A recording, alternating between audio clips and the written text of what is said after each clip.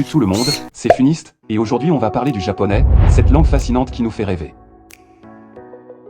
Le japonais, c'est la langue des mangas, des animes, des sushis, des samouraïs, des ninjas, des karaokés, des temples, des cerisiers. Bref, le japonais, c'est la langue de la culture pop.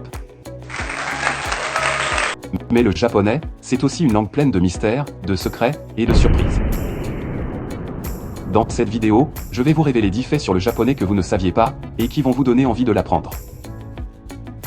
Alors, restez bien jusqu'à la fin, car le dernier fait va vous étonner. C'est parti. 1. Le japonais est une langue isolée. Cela signifie qu'elle n'a pas de lien de parenté avec aucune autre langue connue. On ne sait pas d'où vient le japonais, ni comment il s'est formé. Certains linguistes pensent qu'il pourrait avoir des origines altaïques, austronésiennes, ou même extraterrestres. Oui, vous avez bien entendu, extraterrestres. Il existe une théorie qui affirme que le japonais serait une langue venue d'une autre planète, et que les japonais seraient les descendants d'aliens. Bon, c'est un peu tiré par les cheveux, mais c'est quand même intriguant, non ? 2. Le japonais est une langue polysyllabique. Cela signifie que chaque syllabe est composée d'une consonne suivie d'une voyelle, ou d'une voyelle seule. Par exemple, le mot japonais se prononce Nihongo, et le mot sushi se prononce sushi. Il n'y a pas de consonne double, ni de consonne finale, sauf le N. Le japonais est donc une langue très régulière, qui se prononce comme elle s'écrit. Pas besoin de se casser la tête avec des accents, des liaisons, ou des exceptions. Le japonais, c'est facile à prononcer. 3. Le japonais est une langue agglutinante. Cela signifie qu'elle utilise des suffixes pour exprimer la grammaire, la fonction, ou le sens des mots. Par exemple, le mot watashi il signifie je, mais si on lui ajoute le suffixe wa, il devient watashi wa, qui signifie moi, sujet de la phrase. Si on lui ajoute le suffixe ga, il devient watashi ga, qui signifie moi, objet de la phrase. Si on lui ajoute le suffixe mo, il devient watashi mo, qui signifie moi aussi, et ainsi de suite. Le japonais est donc une langue très modulable, qui permet de créer des mots à partir d'autres mots. Pas besoin de se souvenir de centaines de mots, il suffit de connaître les suffixes. 4. Le japonais est une langue à ton. Cela signifie que la hauteur de la voix peut changer le sens des mots. Par exemple, le mot bashi peut signifier pont, baguette, ou bord, selon qu'on le prononce avec un ton haut, bas, ou neutre. Le japonais est donc une langue très musicale, qui joue avec les sons et les intonations. Pas besoin de se soucier de la prononciation, il suffit de chanter. 5. Le japonais est une langue à écriture multiple. Cela signifie qu'elle utilise plusieurs systèmes d'écriture pour représenter les mots.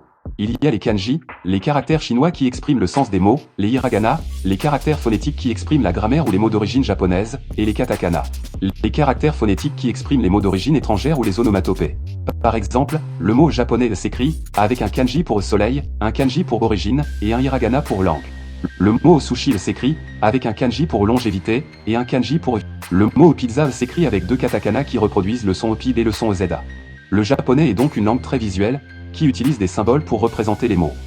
Pas besoin de se fatiguer les yeux, il suffit de regarder. 6. Le japonais est une langue à niveau de politesse. Cela signifie qu'elle utilise des formes différentes pour s'adresser aux personnes selon leur statut, leur relation, ou leur situation. Il y a le niveau neutre, qui est le plus courant, le niveau poli, qui est plus respectueux, le niveau honorifique, qui est plus flatteur, et le niveau humble, qui est plus modeste.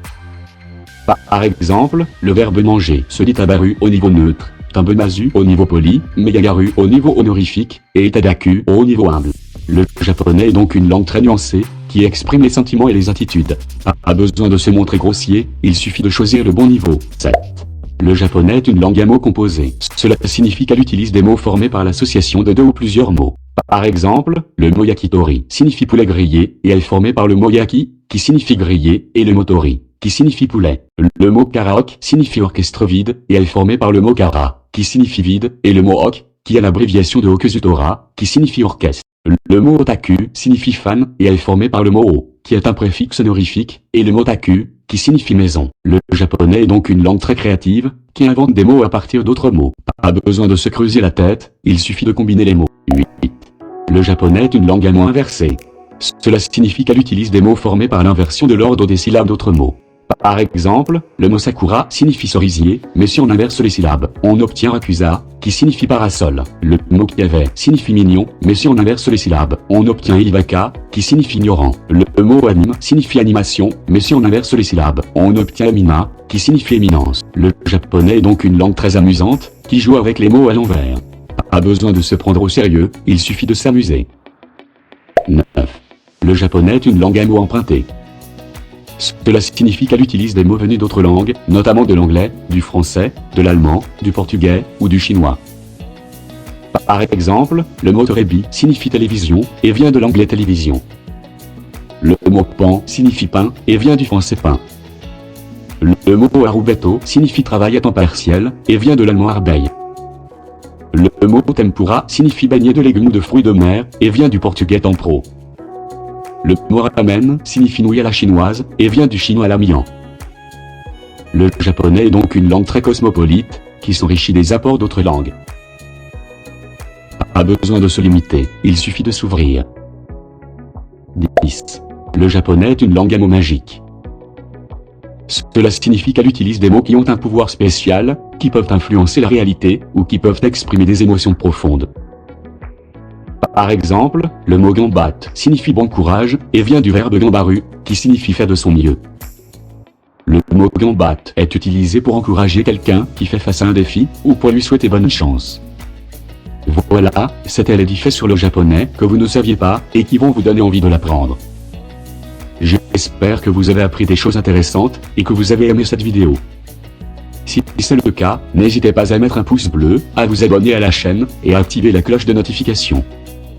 Et si vous voulez apprendre le japonais facilement et rapidement, je vous invite à cliquer sur le lien dans la description, qui vous mènera vers un site qui vous propose une méthode efficace, ludique et personnalisée pour apprendre le japonais. Et commencez dès aujourd'hui à apprendre le japonais. Vous ne le regretterez pas.